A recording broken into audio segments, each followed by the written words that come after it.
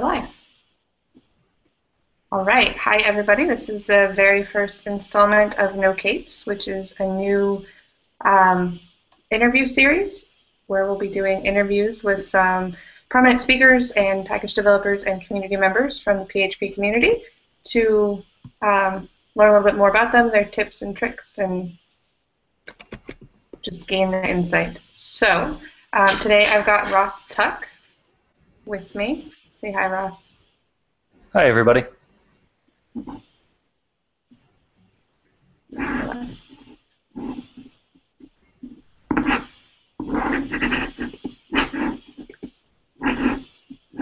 have the video playing in the background when you're recording live. Okay, so we're going to do Q&A. Looks like we've got 2 viewers currently. Awesome. So if anyone wants to ask questions, they can ask questions in the comments. Or you can tweet me or Ross with questions, because I'm watching that too. Same here. First off, I wanted to know, how did you get into speaking? Yeah, it's a good question. So I kind of got into speaking, well, I worked on my own for several years, for about 5 or 6 years in a small startup in the States. And then about a year after that, I moved to the Netherlands and I went to my first PHP conference. And I'd been on my own for a while then, besides my immediate colleagues at that point. And so when I came there, it was like the first time that I'd actually sat down and had like serious discussions with lots and lots of PHP developers in one place. And it was like, you know, after spending all that time on my own, I was like, wow, this is amazing. I have so much in common with these people. And then I saw people like talking and speaking and stuff like that, and I thought, okay, this is the life for me. So yeah, and then from that point, it was like another 3.5 years or so, something like that, 4 years before I got my first speaking gig.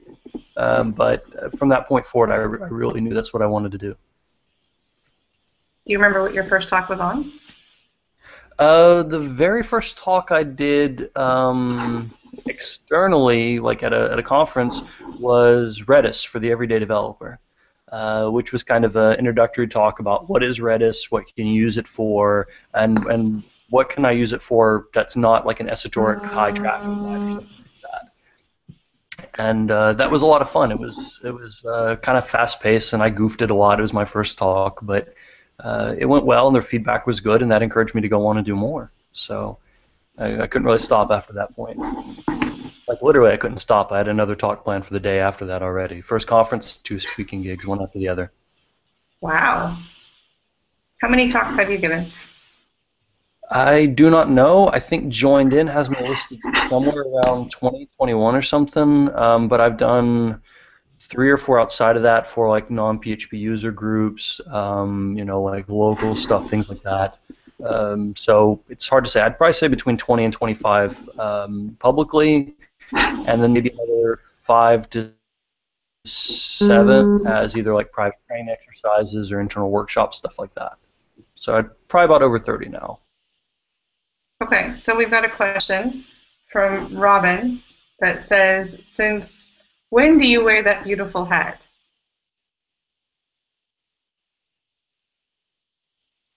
Oh, looks like we're having some video problems.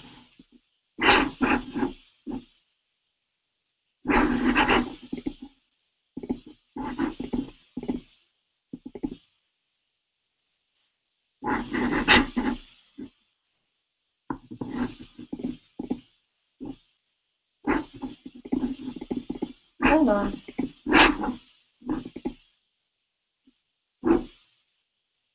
Well, it looks like Ross may have disconnected. Let me see if I can get him back.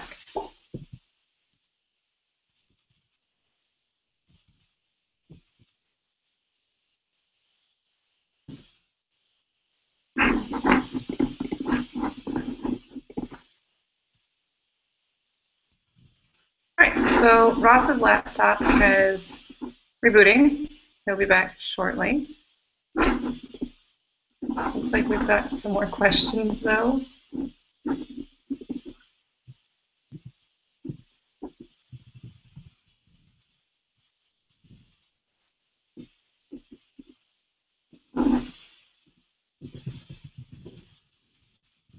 I'll just keep sitting here and smiling. That'll work.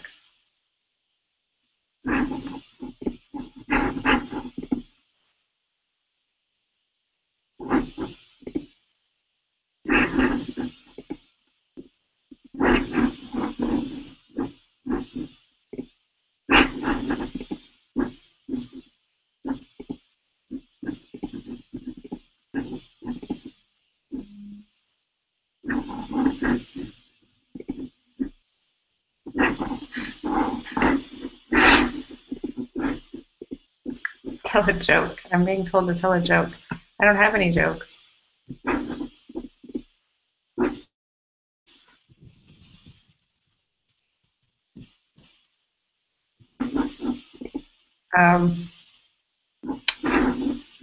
Well, I have kids. The only jokes that I know are kid jokes. They're really not funny.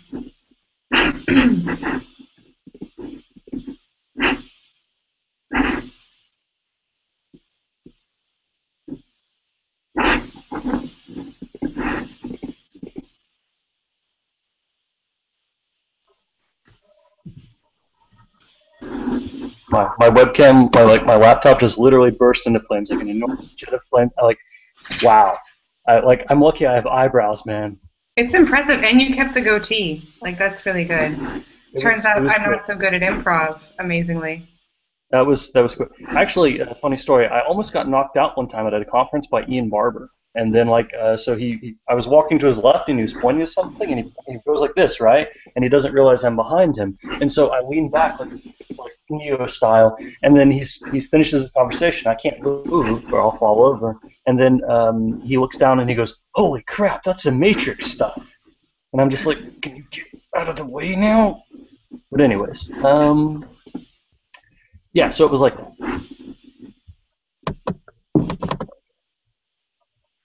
All right, turns out my mouse Where is were we?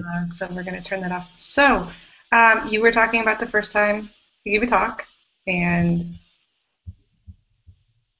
you literally couldn't stop. We actually have some more questions, though, coming in on Twitter. Awesome. So, where did you get that spaceship? Actually, it's not a spaceship. It's a portal turret. It's a giant inflatable portal turret, life size. I bought it in Boston when I was there one time visiting. I saw it in what is it? What's the big comic shop in Boston? I don't remember. There's a famous one there, and I bought it, and I saw it, and I couldn't say no. Yeah, Newberry Comics. Great place. All right. So we have another question. On average, how much time goes into a presentation? Oof. How much time? It varies a lot. I think for me, it probably takes, it's probably 3 weeks worth of evenings or something like that. It takes me a lot of time, partly because of my presentation style. I use a lot of slides, something like an average 270 for a 45-minute slot, and that's not counting all the appear animation transitions. So that takes a lot of time to create. I also like to do a lot of research leading up to that. And then the actual rehearsals, the beats, things like that. It takes a really, really long time to get that where I want it to be. So for me, it's probably a more involved process, but for other speakers, it varies. I know guys who can knock out really, really good workshops in probably 4 or 5 days. Okay. So how many times on average do you rehearse a talk before you give it? It depends a lot on the talk. So some of them, like the most difficult talk I have is Models and Service Layers, Hemoglobin and Hobgoblins, and not just because the title takes a lot of practice to say. It's got a lot of transitions, a lot of code samples that's very finicky, you have to get right. Some of the other talks, like Things I Believe Now That I'm Old, it's a story, there's very little code samples, you can sort of improvise a lot more, so that's a much easier talk to do. So Models and Service Layers, I'll probably practice that almost every evening for a week beforehand, sometimes a couple times in the day right before. For Things I Believe Now That I'm Old, probably 4 or 5 rehearsals each time I give it. Okay, so even for talks that you've already given before, it's not a new talk or a new subject, you still rehearse it before you give it? Oh, definitely. Every time I give the talk, I rehearse it a lot. And if it's a brand new talk, then it's going to get rehearsed as I'm writing. So for me, my writing style is very much I think about the part I want to talk about, even if that's in the middle of the talk, and then I'll write a couple slides, like 30 or 60 seconds worth of slides to go with what I'm saying, and then I'll rehearse that 3 or 4 times sometimes, usually once or twice just to get a feel for it, and then I'll keep expanding from there and just iterate, and build it out.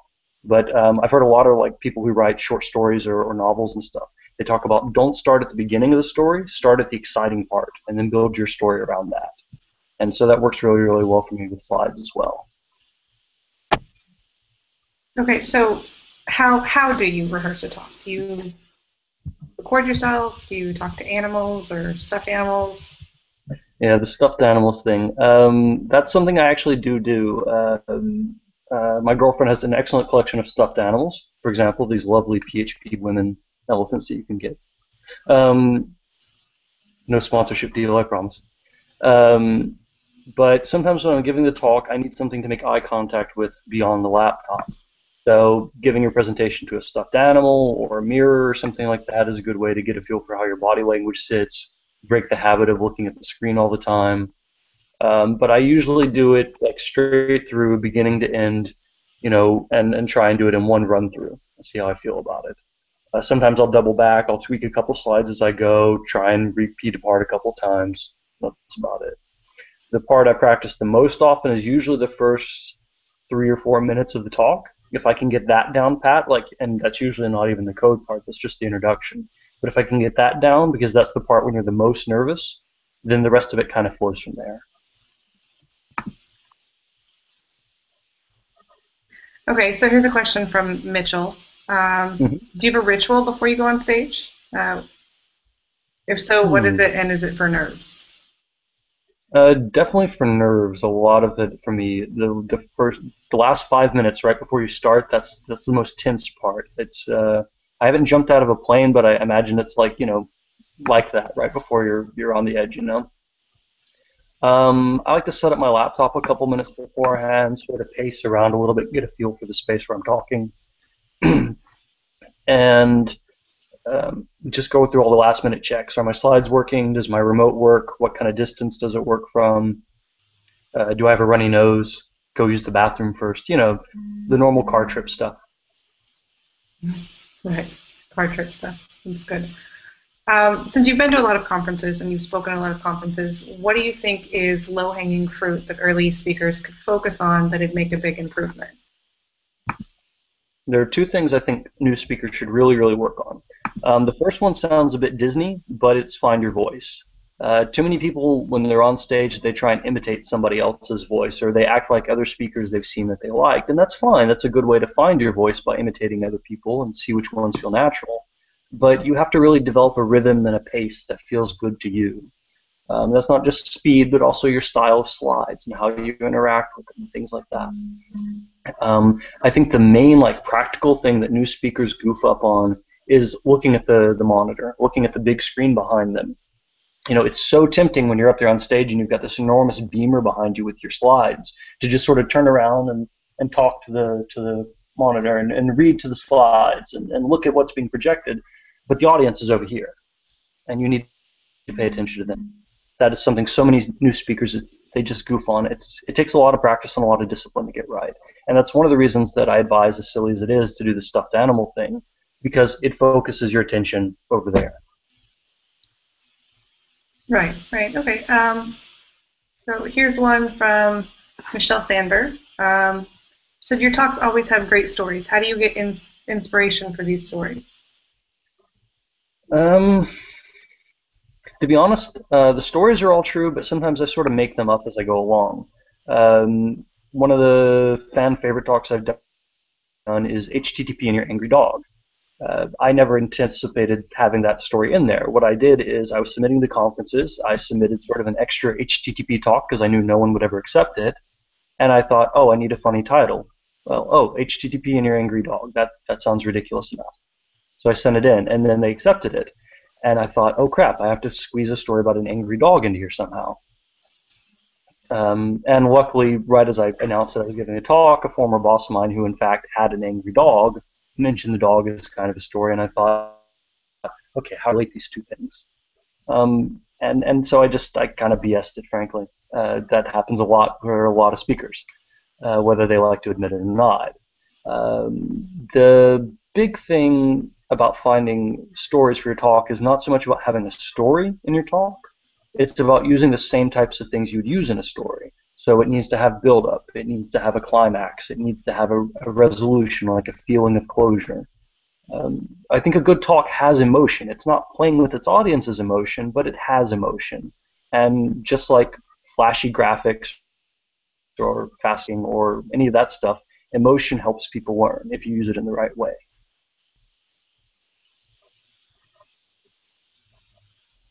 Okay. Here's another off of Twitter.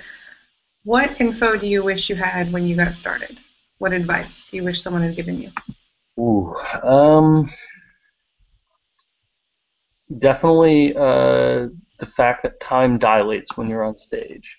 When I first started speaking, I immediately developed a reputation for being the fastest mouth in the West. It's just like blah, blah, blah, blah, blah, blah. But when you're on stage, everything feels quicker. You feel like you have to stay on top of it. You don't have enough time. You have to go quicker. You have to go faster and get through your slides. And I'm a pretty fast-paced, twitchy person to begin with. So then you end up like Speedy Gonzalez. But it wasn't until I'd done my first few talks that I got to hear a recording of myself, or I got to see myself on video. And then I realized that moments where I would forget a line, or I was just speaking regularly, that on stage I remember those moments. They seemed like they lasted 5 or 10 seconds, and the audience was just waiting for me to carry on. And then you see them on the video, and you realize they last 1 or 2. And it seems like you're just making a pause for dramatic effect. And then you realize, oh, I should slow down now. But I've seen a lot of new speakers have that. It's hard to get a feel for what it feels like when you're on stage. I can, having just given one of my first conference talks, I can attest to that. It is hard to talk slow. Talk as slow as you can and then talk slower. Yeah. I had a voice coach, or not a voice coach, but a training coach come in one time at one of the places I worked. And I got 2 great tips out of that. One is use your white space. White space in a sentence makes all the difference. If I say, oh, that belongs to him, that doesn't sound very impressive. But if I say, that belongs to him, suddenly it sounds very dramatic or important. That's really useful in a talk, and it gives people a chance to breathe. The other great tip I got out of this, and this is one I'd highly recommend to speakers who feel that they're very restrained, for example, or that they don't know how to move on stage, is to talk about your breakfast in the most over-the-top way possible. So, like, the coach had to stand in front of a camera and then talk about our breakfast, and he would be like, man, those waffles I had this morning, they were amazing, and it was like the eggs were fantastic, orgasmic even, and it was amazing, and he would have you do it in the most ridiculous way possible. And then he would play it back for you on screen with the sound off, so you couldn't hear that you were talking about breakfast. And then the moment you saw that, and you saw yourself making these big hand gestures and goofing off and jumping around on stage, and you realize, well, actually, you don't look that crazy. I mean, it sounds crazy if you hear what you're talking about, but the actual movement about what you can get away with on stage, there's a lot more freedom than you think. So you were talking a minute ago about your reputation as being the fastest mouth in the West. And you have recently, I think, gained another reputation as being the Morgan Freeman of PHP. What do you think of that? I think I've said that Morgan Freeman is a sophisticated and skilled actor. I do not compare to him in any way whatsoever, personal or professional. But I appreciate the sentiment. Thank you. I feel like it's a shame to have what is considered to be a nice voice and be unable to sing. Cannot carry a tune in a bucket. Feels like a waste. Well, I mean, you're still putting your voice to pretty good use, though. Frank wants to know, have you ever had a sit-down with Morgan Freeman for a narrating face-off? Face-off? Like the John Woo movie? No, like a narrating face-off. Oh, okay. No, but I would narrate Face Off. But I'd probably want to play like not John Travolta, but the is it Nicolas Cage? I'd want to play him. Would you ever do a voicemail recording? Maybe for me? Sure, absolutely. Awesome. Very And good. if anybody else wants one, then tweet me in the next 10 minutes, and I'll try and work through the backlog. But I'll make voicemail recordings for anyone who wants. You just have to mention what it is you want me to say, provided it's not too perverse. Um, I'd kind of love to do like a podcast sometime. I mean, this is sort of that, but uh, I'd like to see that and see how it feels. That might be fun. I would definitely listen to that a Mm. lot to sleep. Maybe. Moving on. So this is a question from Twitter that we actually got earlier. Can you give us a tip on the best way to get accepted to speak at a conference? Good topic. I'm kind of a bad person to ask about this because it took me a year or two of submitting to get accepted anywhere. And for me, ultimately, it came down to, I hate to admit this, not a case of what can you do, but who do you know? I was working at the time for a company called iBuildings that runs the Dutch PHP conference. And they didn't show me any favoritism in that because they're a very professional bunch about that. I wrote an article a while back about how they do the speaker selection, and it's a really good, serious process. But I had done a number of internal training workshops about Doctrine 2, for example.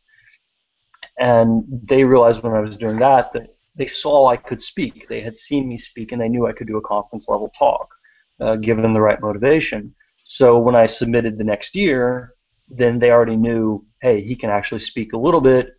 We'll give him a shot on the schedule. So that's a really good way to do it.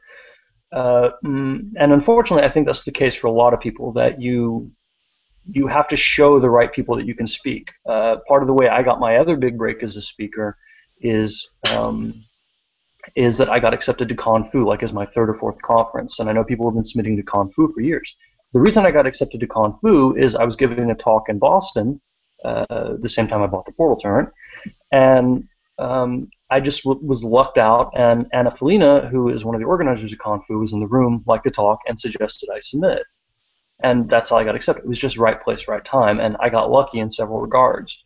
Um, the the tricky part with a lot of it, though, is for many people, is you're not in an area where that can happen for you, where you don't live near a user group, for example. In those cases, I would say you've got to find a user group and you've got to get on the schedule of the lightning talk. If you can't do that, then you've got to go to a conference and then you've got to get on the uncon track. And then make sure that you do really, really well at the uncon and talk to the organizers. Tell them that you're going to submit the next year. Because if they know that you're interested in doing that, there's a good chance that they'll have somebody keep an eye on your uncon track and then see like how you did. Would you be worth accepting? Many conferences want to accept new speakers, and they try to have a certain percentage of new speakers. But these are expensive professional organizations, things that are put together often under a lot of time and pressure. You have to help them minimize the risk of new speakers, because new speakers, I love you guys, I'm one of them, we are a risk. If we're not careful and we blow the talk, then people who paid sometimes hundreds of dollars to get into these events are going to walk away sorely disappointed. So try and find ways of minimizing the risk you present. One thing I've never seen anybody do, but I think would be awesome, is when you're submitting, if you're a new speaker, you think maybe I don't know your name, maybe link to a 90-second YouTube video of like you presenting one topic, like the array filter function and its many strange uses or something. But link to a 90-second video of you doing that on YouTube. Show me that you can put together a couple slides that you can present well, and put that in the description with, here's a 90-second demo of me presenting on a topic. That would help minimize the risk that a new speaker presents when I'm putting together a schedule. So things like that, just any credentials you have, good joined-in ratings, uncon talks, user group sessions, videos, anything you can do that shows you're coherent, articulate, and hopefully fun. So you mentioned YouTube. What do you think of the idea of new speakers using YouTube to give full-length talks and then linking to that? I think it'd be awesome. I've never seen a new speaker do it, but if you feel like you're up to the challenge and you think that you can present under those circumstances well, I think it's worth a shot. And I think many people would probably take a peek at that and watch what's happening. I think many conference organizers, as I said, they want to accept new speakers. They just need to know who to accept. At the same time, I will say this, though, that you do sort of have to pay your dues a little bit in order to do it. When you start out, you start off, small slots, out of the way slots, morning, hangover, small rooms, and you have to prove yourself. You have to work yourself up. So you can't just, submit a keynote session or submit a workshop to a new conference or a big conference and expect to get in the first time. Like I said, it took me a year or two of submitting pretty solidly to get in there. A year or two? I didn't think it would take that long. But did you? How many user groups have you spoken at? Did you use that to ramp up? I know you said you've spoken at some since. Right. I spoke at a pre-conference user group meeting before I did my first big conference, so that was about a week ahead of time, and that was a really great way to try it out with a small crowd and stuff like that. I didn't really attend in user groups, and there weren't really any super in my area at the time, but I had done the internal workshop, so I had a little bit of speaking experience, and the people who were organizing had seen that. And then once I had done the conference, here, then people had seen that, and they knew I could speak, and then it went from there. And people were nice, and they gave me a chance, frankly. Okay, we got a question from Scott Wilcox on Twitter. What's the most nervous you've been on stage? Ooh. On stage, most nervous. When I went to Kung Fu for the first time, that was like the first time I had done a really, really big conference, and or at least it felt that way to me. And it was the first time I had more than a small room, and the 5 minutes right before the talk started, also because I hadn't spoken for 4 or 5 months before that, I hadn't done any conferences in between that area. Like the first 5 minutes, man, I was freaking out. I was like, oh God, I'm gonna have a panic attack. I can't do this. Get me out of here. And so that was a hairy 5 to 10 minutes there.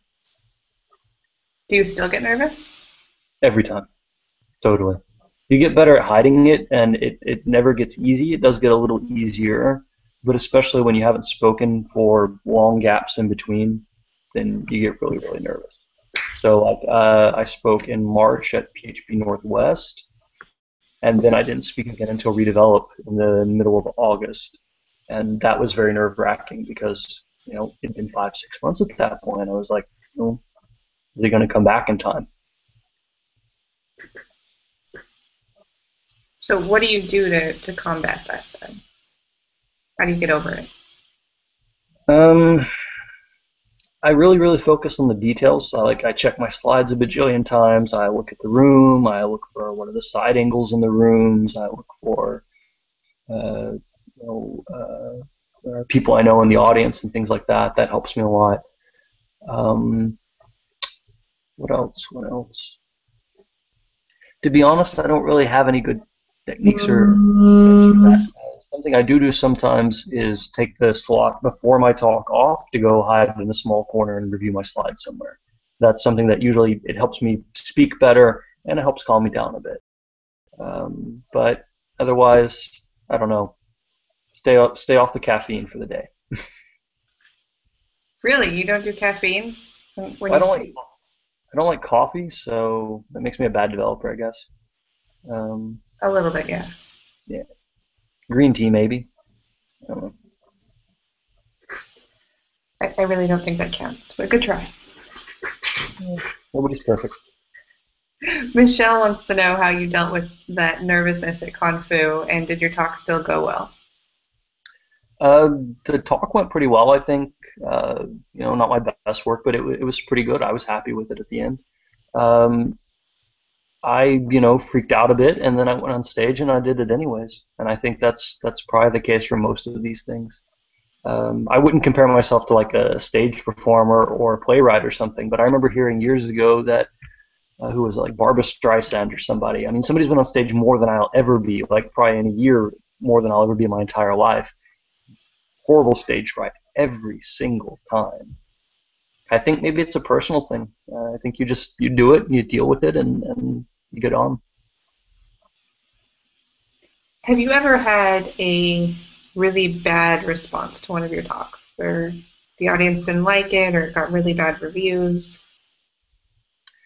I've been pretty lucky in that regard. I've gotten a couple like individual kind of nasty reviews. Like I highlight one of them in my things I believe now that I'm old talk. You know, like that was a genuinely offensive comment, I thought.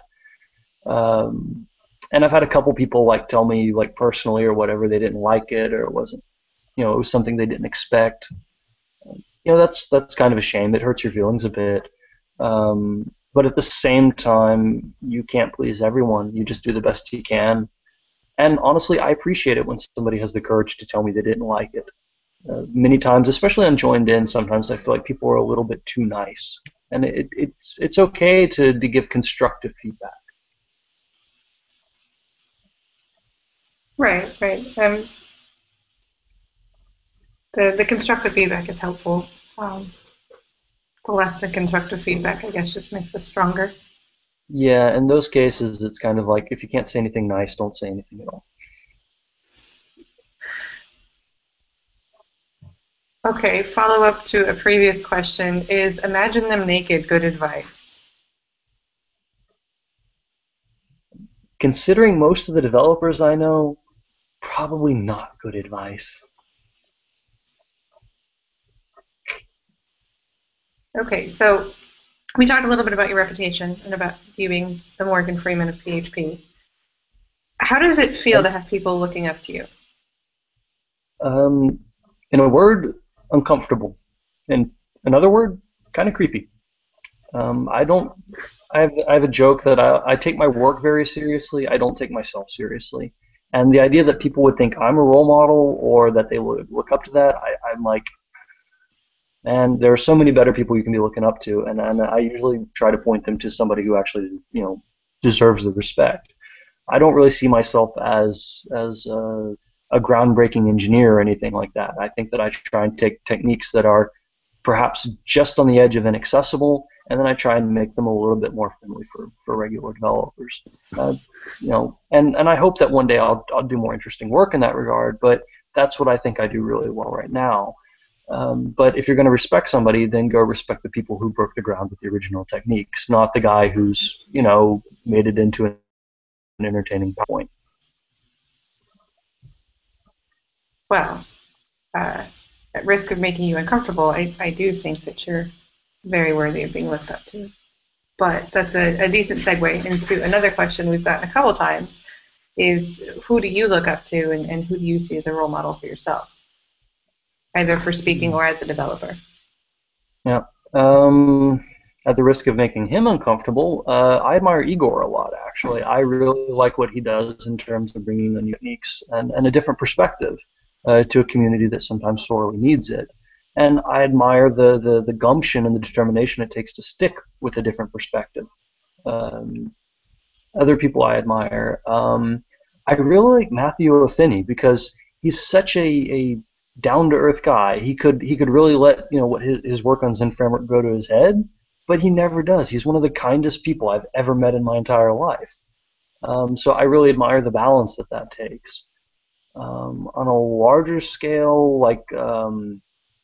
uh, I really admire Fowler, because he's got this great mind for categorizing. The ability to see the separation between things. I really admire that. I don't know. I'm not really good at picking heroes, I guess, but I try not to admire a person. I try and admire the work. That's fair enough. Do you ever look outside the developer community at any other prominent speakers when you're looking for inspiration or someone to look up to or model yourself after? One of the things I recommend that speakers do when they're starting out is try and find a public presenter that they really admire or that they like the style of. So I've said several times that my personal style of interacting with the slides and moving fast and the way I'll say one thing but redirect it another is taken directly from Stephen Colbert. I'm personally more of a Jon Stewart fan than a Colbert fan. Love them both. But that style of doing that's something I learned directly from him. And especially his word segments. I love those. Um, but I would recommend stand-up comedians as a really good role model for stagecraft because these are people who usually are on stage for 45 minutes to 90 minutes with zero to very few props and can hold people's attention for an entire span of time. I mean, that's like from a stagecraft point of view, that's really, really impressive actually. And it's a living thing too. So I really admire stand-up comedians for their presentation skills. Um, Politicians, love them or hate them, they have some interesting stuff going for them. Um, I actually, to interject here, I probably because my husband's a really big political buff, but I watch a lot of politicians speak. Um, a lot of times they're dealing with hard topics or controversial topics, and watching how they compose themselves and handle themselves is helpful for me. Definitely. I love the way that none of them are seemingly ever phased by a question, and if they are, then it's an artful disguise, especially when you're under that kind of pressure. I mean, all I've got is a webcam in my face, and it makes me kind of nervous. But on TV, on the air, I mean, to have that kind of self-control, that's actually kind of admirable. Great. I actually hadn't thought of watching stand-up comedians, but I will now. All right, we have another question from Sean McCool. Hey, Do you Sean. do? Hmm? I was just saying hi. Oh, hi, Sean. Do you do anything differently when talking to non-native English speakers? Yes. So I'm originally from the U.S., born and bred, but I moved to the Netherlands several years ago, and it's actually been pretty hard for me to get accepted anywhere in the U.S. So most of my talks are to foreign audiences, either in the Netherlands or in the U.K. Excuse me. Um, One thing you have to do is always slow down, and you have to enunciate more clearly when you're talking to a non-native crowd. uh, just to make it easier for them. Many of them have very, very good language skills, but it can be more uneven in the room. The other thing you have to really consider is the culture of the audience. For example, here in the Netherlands, don't take this the wrong way, Dutch crowds, I love you, but you do not do audience participation well. I could ask, like, put your hand up if you are breathing air in this room right now, and I would get 3 or 4 hands. Uh, I'm sorry, I don't know why that is. Um, but on the other hand, very gracious feedback, good about leaving responses on joined in, and usually very well thought out questions. British crowds, on the other hand, they laugh a lot, even when it's not a joke. I don't know why, but very friendly, very opening, and but different question style, different. They look for different things in a presentation, and I haven't done enough of it internationally to get a really, really good feel for it. But there are cultural differences in the crowds, and there are also certain like pain points or certain topics that you have to be more careful about how you broach. I was at a conference recently where I had a slide that made a joke about J.P. Morgan. I found out at the speakers dinner the night before J.P. Morgan employed about 60% of the town. I was like, I should probably scrap that slide. You know, that's much more local, but you have to consider those differences. And then finally, jokes. Jokes will play completely differently depending on the crowd, the audience, the culture, or just even the time of day that you're using them. You can get away with jokes after lunch or at the end of the day that you can't get away with at 9 a.m. So the context of what you're doing is really, really important. So when you're speaking internationally, how much research or looking into the local culture do you do, and how do you do that? To be honest, on that detail, I haven't done so much. A lot of it is just kind of experience. I don't have a quick shortcut for it. Uh, I have had cases where I'll find like a friend of mine, for example, and ask like, "Hey, do you guys know Gilligan's Island? Is that a thing there?" Usually just somebody on IRC. For example, like a professor in coconut jokes will not get any laughs in the Netherlands because nobody's ever heard of Gilligan's Island. But on the other hand, you can quote llamas, and that'll get a great laugh. So it depends a lot. Okay, we got a question from Igor. He wants Hi, to Igor. know what technology you're excited about. Mm.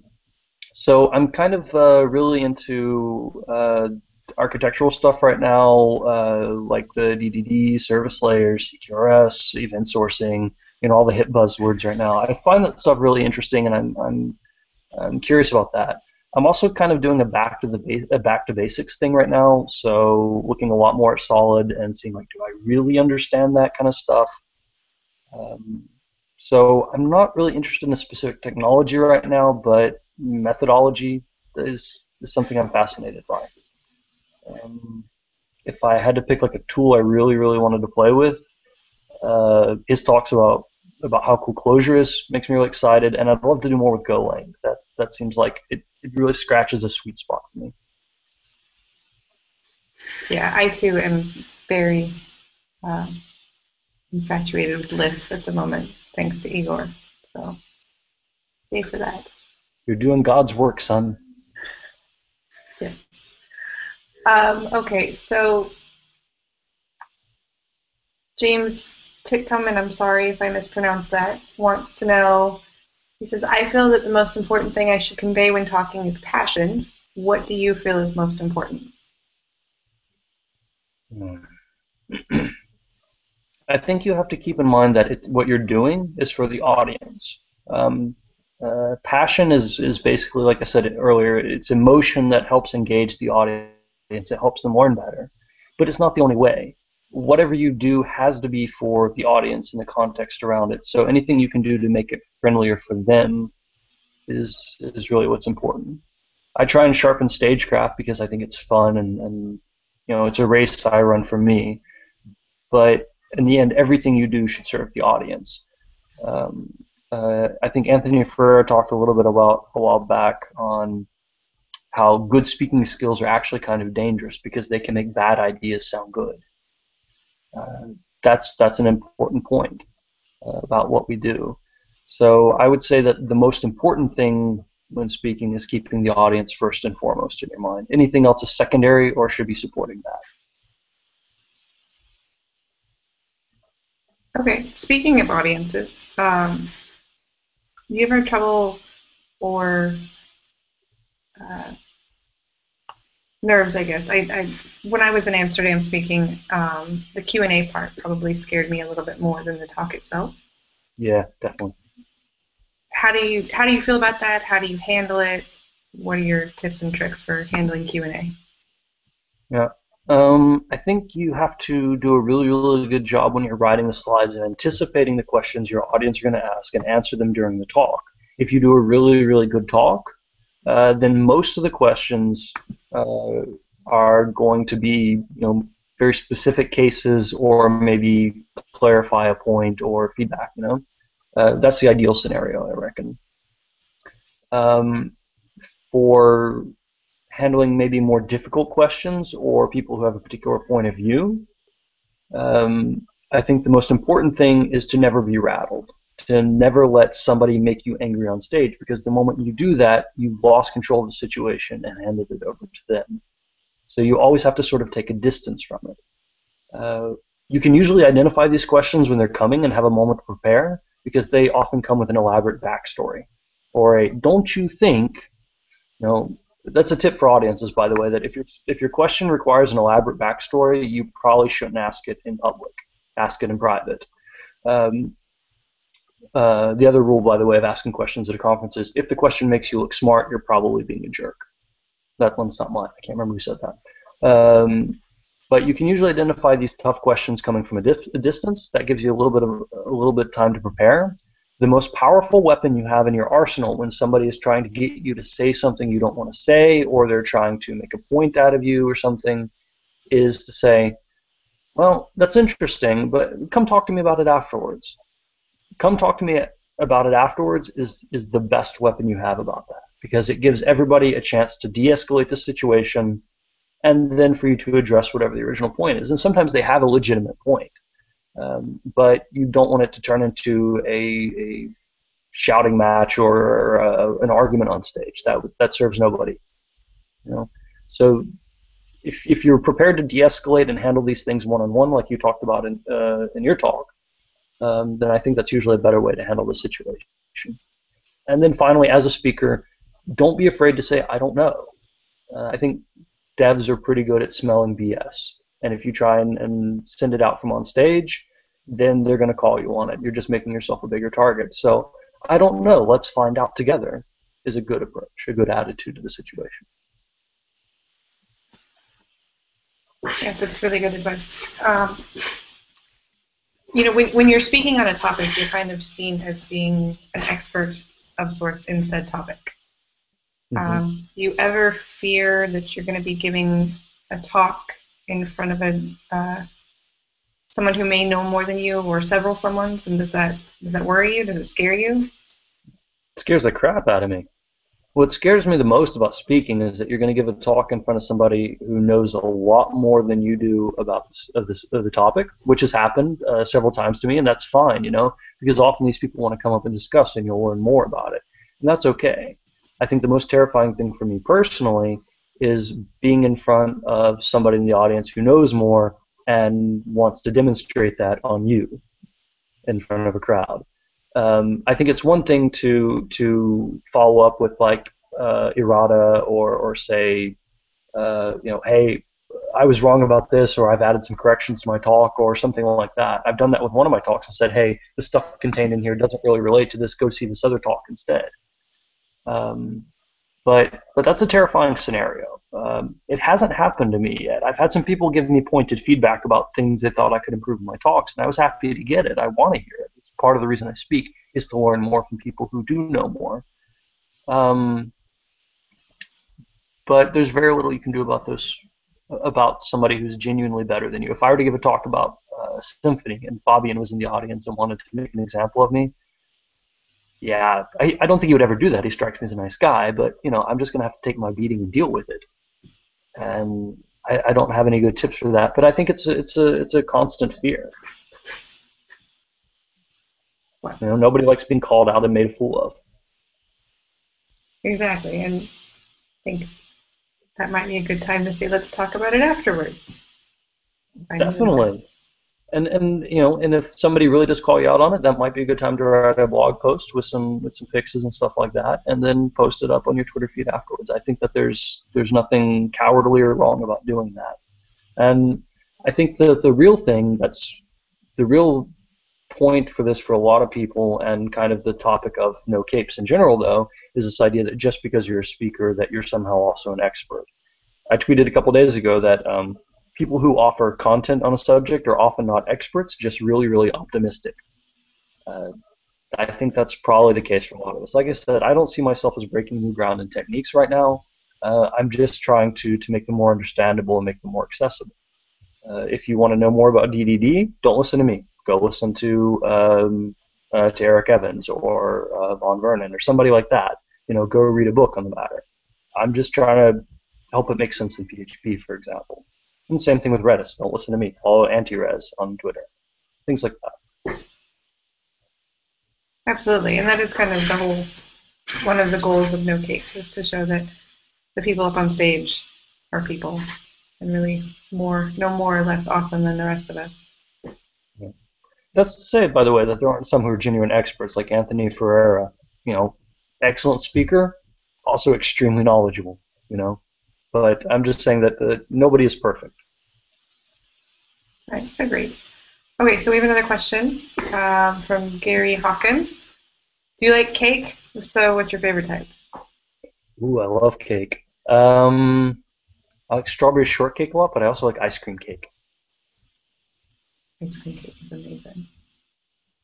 And Igor has another question. You've been to a lot of conferences. Do you think anything could be done better in terms of organization or format?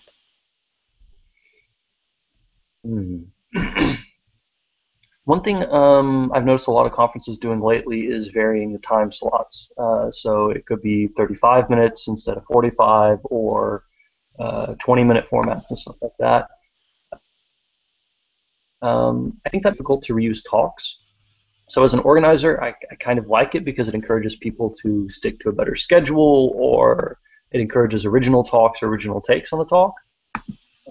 But as a speaker, it's a little bit annoying because I can't come up with a new talk for every single conference I attend. So that's kind of tricky for me. I would love to see a standardized conference submission system because every single one is different right now and they're all terrible. At least all the ones I've used so far.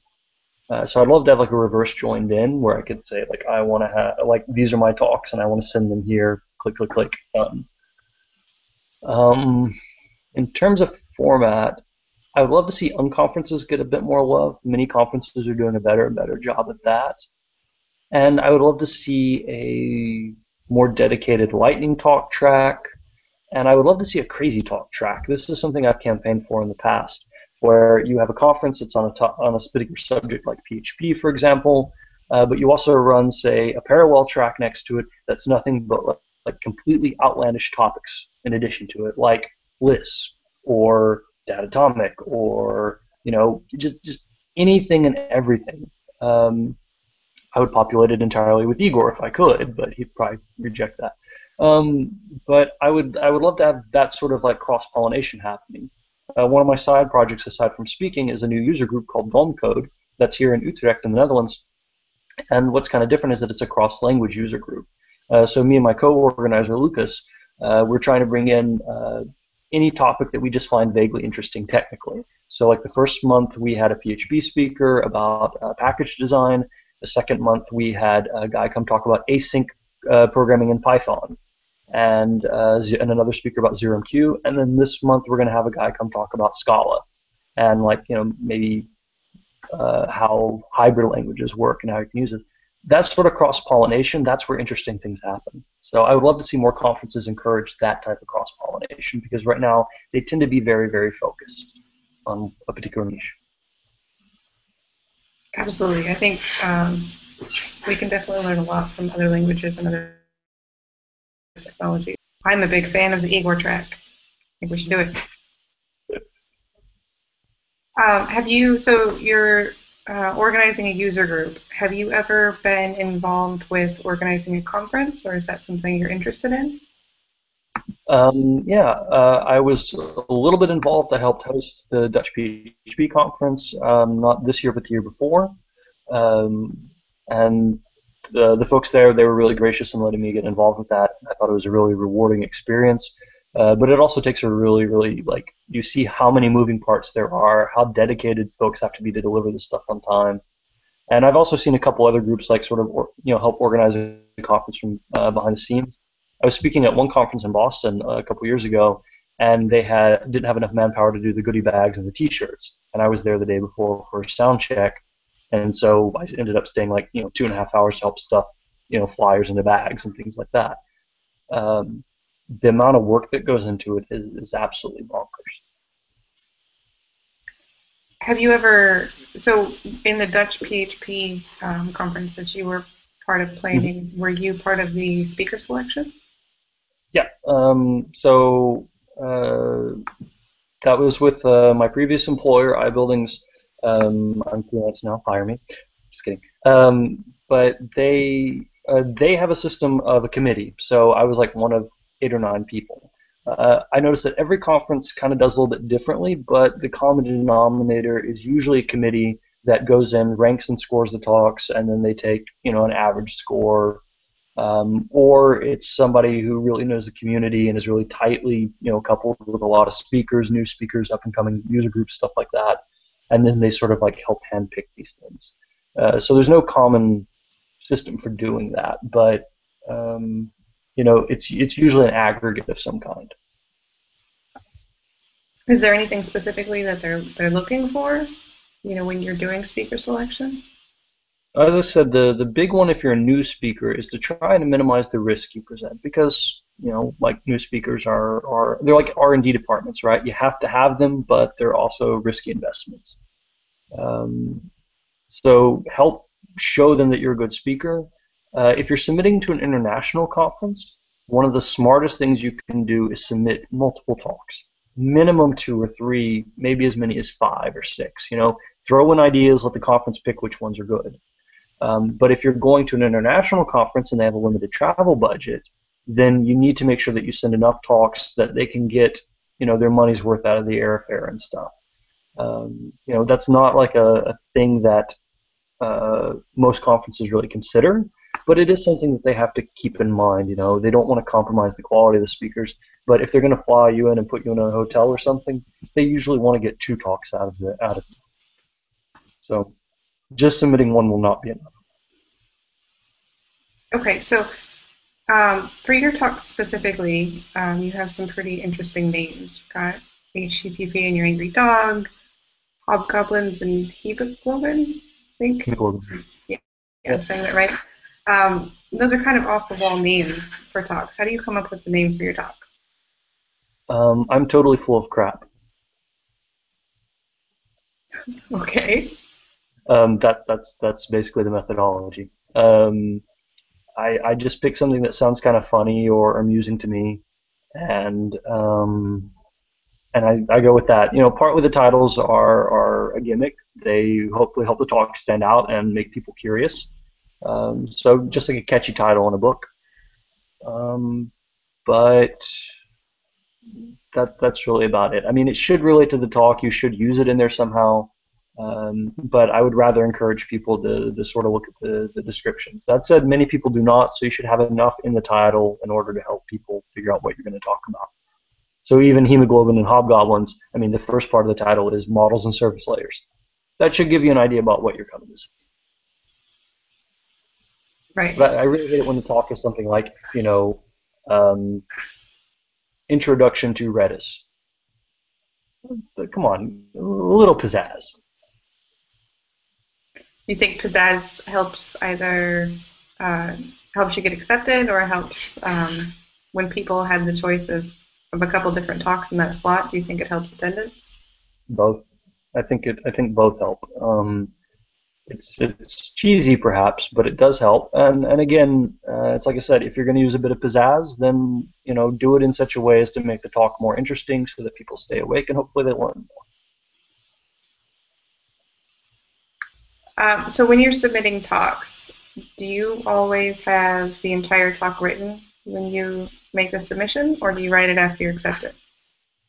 It's a combination. Like there's some topics I really want to talk about, and so I have like speaker notes already, talk notes lined up already, and those sort of sit on the back shelf until it gets accepted somewhere. Like one of the topics I did about SVG and JavaScript business applications, I submitted that, God, for 2 or 3 years before somebody picked it up, and then I finally got to write the talk I wanted.